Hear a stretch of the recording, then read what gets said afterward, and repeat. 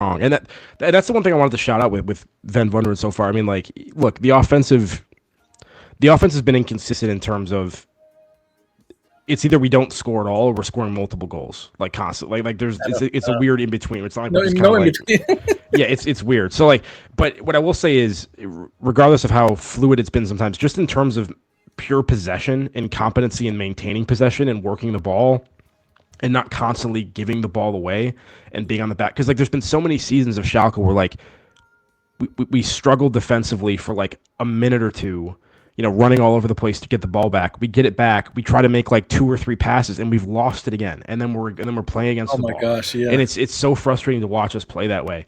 And one thing I will say is, yeah, Van Vonderen seems to have actually produced some serious like structure and competency in possession that seems to be present most games, regardless of how good the offense is actually playing what we're doing with the possession. But the possession itself has been there, and we've had the edge in possession, I think, fairly consistently recently, which has been nice to see. And in the first half in particular, like I thought Paderborn were chasing ghosts for the most part after the first like 10, 15 minutes. Did not So, seem like a first yeah. place team, did they? Or No. maybe we didn't seem like a 13th, 14th place team.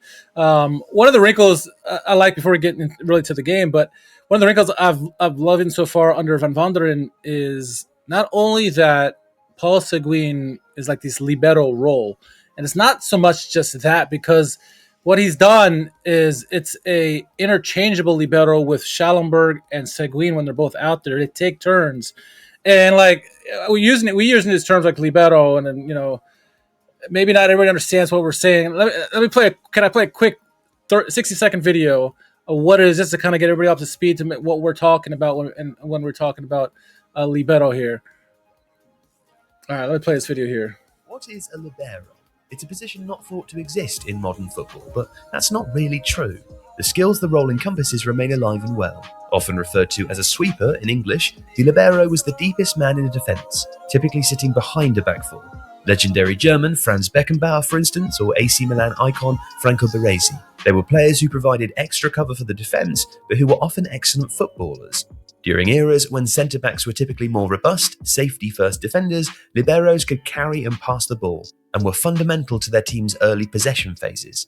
Today, their influence is everywhere. Teams may not play with sweepers literally, but their function has been absorbed into the role of most centre-backs, particularly those like John Stones or Virgil van Dijk.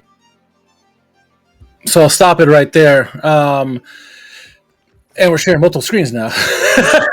Shout out Tifo. We love Tifo. Yes, we do. Yes, we do.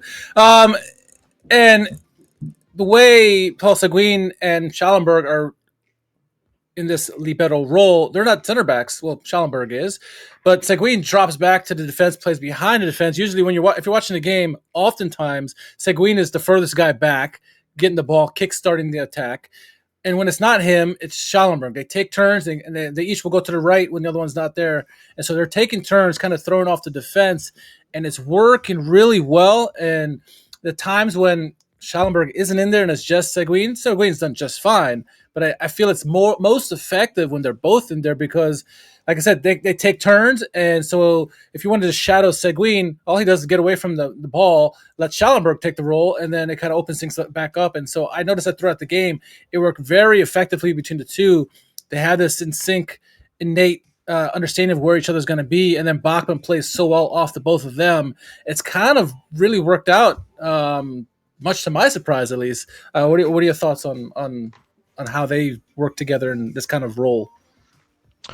No, I mean I agree for the most part, and I think it's surprising that Schallenberg's had the versatility and impact he has this season overall. I mean, I think it's always difficult to predict what a team's going to look like in terms of a stable like 11, and it does change so much. But interesting how it's settled in. And as far as Bachmann goes, yeah, I mean I've really been surprised by I think the footballer he is, which I think underestimated a little bit coming into this season. He's impressed me of late for sure. Yeah, absolutely. Versatile. Very versatile. He's the tallest guy on the team as well, I think. Maybe outside of Kalash.